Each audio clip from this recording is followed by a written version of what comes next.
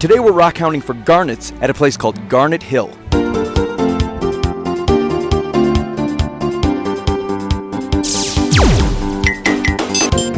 Pretty cool. So that's where we're going, the backside of that hill. And if we make it, this is what we're gonna find, chunks of red garnet crystals.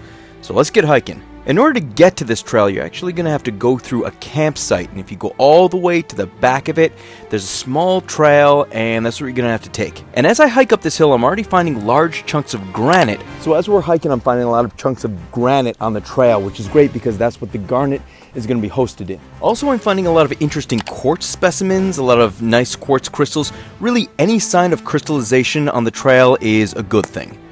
This one was interesting, so I smashed it open, and inside, I don't know if you can see it, but right in the corner are some pink feldspar crystals. I'm going to turn it here. You see those like columns over there?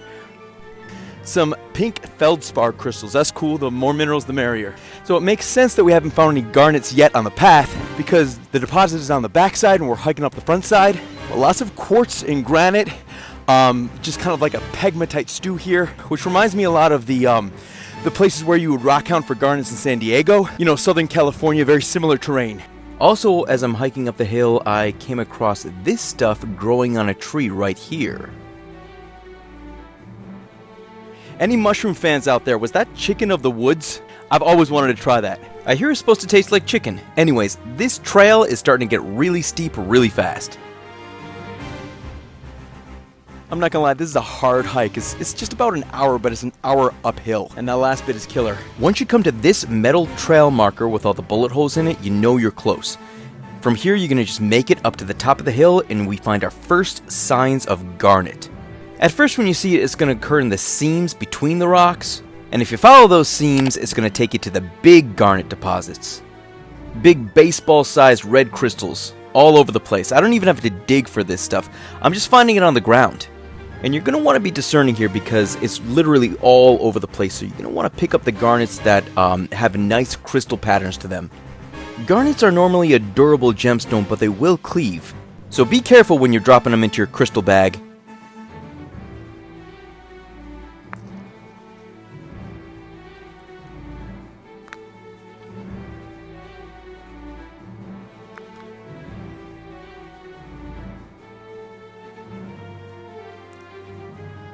Also, I found the red garnet specimens that are surrounded by white quartz create more of a contrast that really makes those red garnets stand out. And those are the specimens that I tend to keep.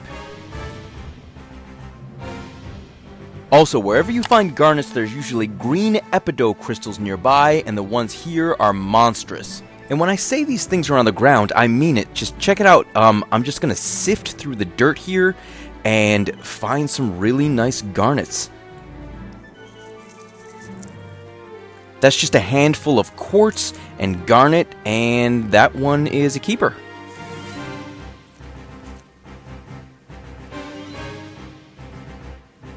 This one right here I think is a really nice specimen. It's got one really nice bright face and a really nice shine to it.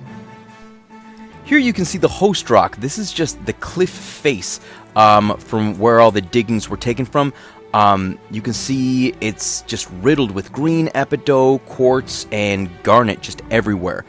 You could chip this stuff off if you brought a chisel and a hammer, but really I just prefer to take it off the ground. Today I'm looking for a nice piece to put on my desk. Something the size of a golf ball would probably do for me. Any of these three, really. The biggest one that I found all day was this huge chunk right here. The one with the best color was this one. Check out that red, which comes out even more red because of the white quartz contrasting all around it. So where exactly am I? This is Garnet Hill in Calaveras County in Northern California, just south of Lake Tahoe. So the crazy thing is, if you search for Garnet Hill on Google Maps, you'll get like 17 places named Garnet Hill in all of America. In fact, I can think of 3 places called Garnet Hills just in California. All 3 of which actually have garnets in them. But I gotta say, I think that the garnets at this particular Garnet Hill are probably the best, the biggest, the most well-formed, and the most impressive. The hike down the hill was, of course, much easier, and if you head out there on a really hot day, at the end, there's even a nice little stream you can jump into, complete with waterfalls. Garnet Hill. Pretty cool.